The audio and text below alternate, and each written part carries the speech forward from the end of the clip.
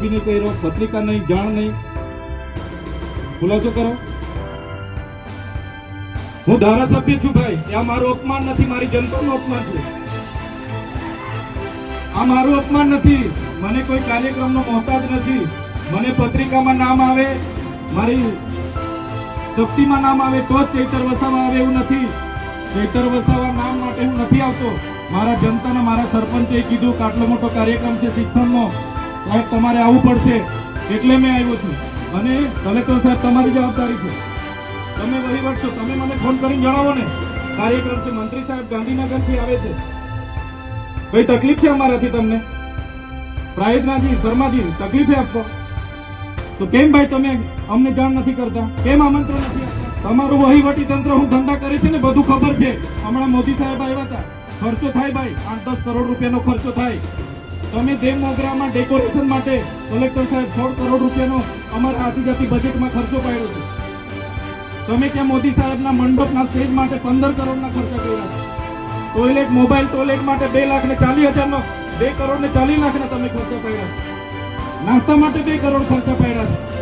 તમે ડો માટે 2 કરોડ ખર્ચા પાડ્યા, ચા માટે 2 કરોડ ખર્ચા પાડ્યા, બસ માટે 2 કરોડ ને 71 લાખ રૂપિયાનો ખર્ચો પાડ્યો. કેમ?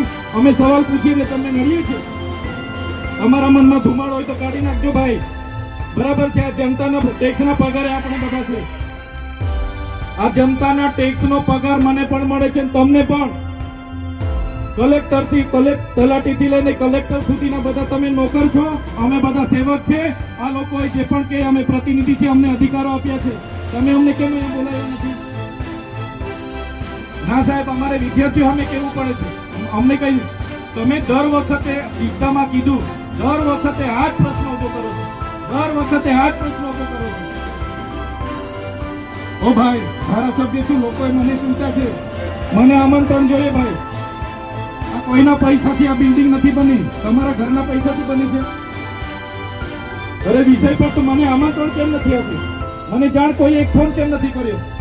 કેમ ભાઈ?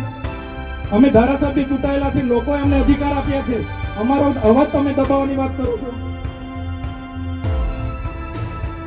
અમને કેમ નથી આમંત્રણ આપ્યું? તમે તમારે આમંત્રણ આપવું જોઈએ ને અમને.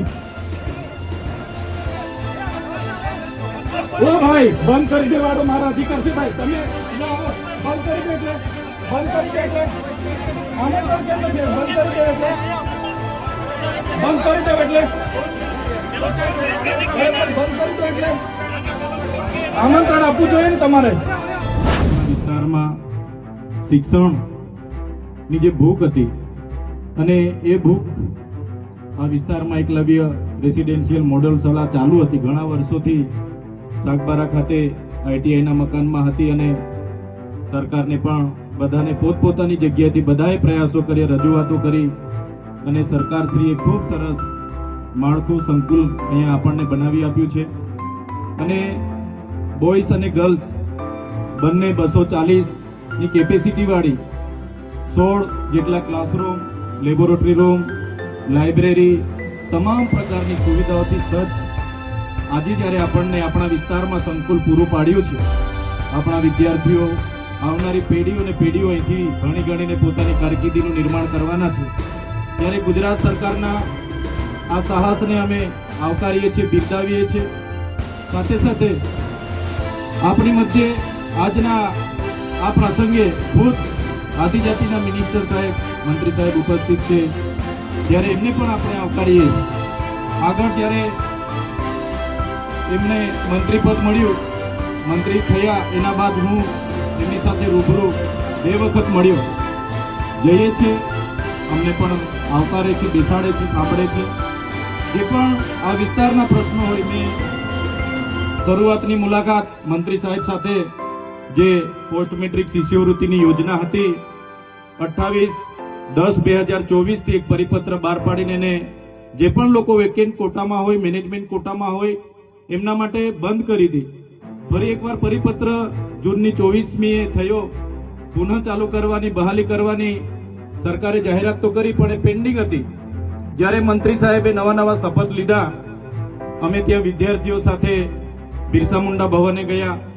બિરસા મુંડા ભવનથી ફરી અમે આગેવાનોને સાથે રાખીને મંત્રી સાહેબને મળવા ગયા, એમને ધ્યાન દોર્યું અને મંત્રી સાહેબે અમે કીધું સાહેબ અમે 15 દિવસ પછી આ ના થાય તો પાછું અમારે અહીંયા આવીને રચનાત્મક કાર્યક્રમો આપવા પડશે, પણ મંત્રી સાહેબે કીધું કે 15 દિવસ ના થાય, તમને આવું ના પડે એવી અમારી મહેનત છે, અમે આગળ પ્રયાસો કરીશું. અને એમણે 15 દિવસ પહેલા જ એમણે પ્રેસ વાર્તા કરીને મોટી રકમ એવી 460 કરોડ આપણા બાળકોની શિષ્યવૃત્તિ બંધ કરી. ત્યારે એ નિર્ણય અમે લીધો. એમનું જેવું પ્રેસ કોન્ફરન્સ થયું અને સમાચારના માધ્યમોથી મને જાણવા મળ્યું, ભલે અમે અલગ વિચારધારા અલગ પાર્ટીમાં હોઈએ, પણ મંત્રીશ્રીના પ્રેસ કોન્ફરન્સની 1 જ કલાક પછી મેં મંત્રીશ્રીના નિર્ણયને આવકાર્યો, એમનું સમર્થન કર્યું કે જે પણ અમારા નરેશભાઈ પટેલ સાહેબે જે નિર્ણય અમારા બાળકોના ભવિષ્ય માટે લીધો છે એમને હું આવકારું છું અને અમે ખુલ્લામાં એમને સમર્થન કરીશું. ત્યારે મંત્રી સાહેબનો પણ બધાના પ્રયાસો હતા, સાંસદશ્રીઓના હતા, ધારાસભ્યશ્રીઓના ધ્યાને રાખીને એમણે કર્યું. ત્યારે અમે એમના નિર્ણયને જાહેરમાં આવકાર્યો હતો અને એમને સમર્થન પણ કર્યું હતું. બીજા 3-4 મુદ્દે પણ અમે એમને બીજી વાર પણ મળ્યા હતા. સાહેબને તે પણ યાદ છે કે બીજી વાર પણ અમે મળ્યા હતા. સાહેબ સાથે આપણા વિસ્તારના બાળકોના ફૂડ બિલની પણ અમે ચર્ચા કરી હતી કે આશ્રમ શાળામાં ભણતા બાળકોને ફૂડ બિલમાં 2100 રૂપિયા મળે છે, પર ડેના 70 રૂપિયા મળે છે, તો બાળકો ખૂબ સારી રીતે ભણે, એની થાળીમાં પણ પૌષ્ટિક આહાર હોય, એ બાબતની અમે એમની સાથે ત્યારે પણ ચર્ચા કરી હતી.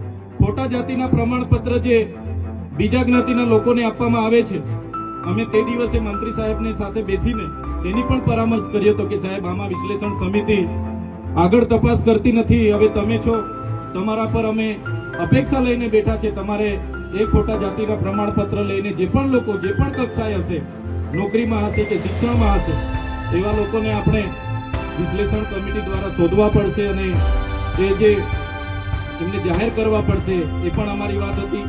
જે 40% માર્ક્સ ફરજિયાત લેખિતમાં લાવવાના એવી જે હમણાં ગૌણ સેવા પસંદગી મંડળે નિયમ બહાર પાડ્યો છે, ત્યારે આદિવાસી સમાજને આર્ટિકલ 330-332 અંતર્ગત જે શૈક્ષણિક અનામત મળી છે, ત્યારે અનામતની બેઠકો 40% માર્ક્સ ફરજિયાત લાવશો તો જ નંબર લાગે એવી જે કન્ડિશન છે, એના લીધે કેટલાક સીટો આપણી ખાલી રહી છે. તો સાહેબશ્રીને અમે એનું પણ ધ્યાન દોર્યું હતું અને એમાં પણ આવનારા દિવસોમાં અપેક્ષા રાખીએ છીએ કે એમાં પણ ગુજરાત સરકાર આપણા મંત્રીશ્રી રસ દાખવીને આગળ તજવીજ કરે. માન્ય મંત્રી સાહેબો, તમે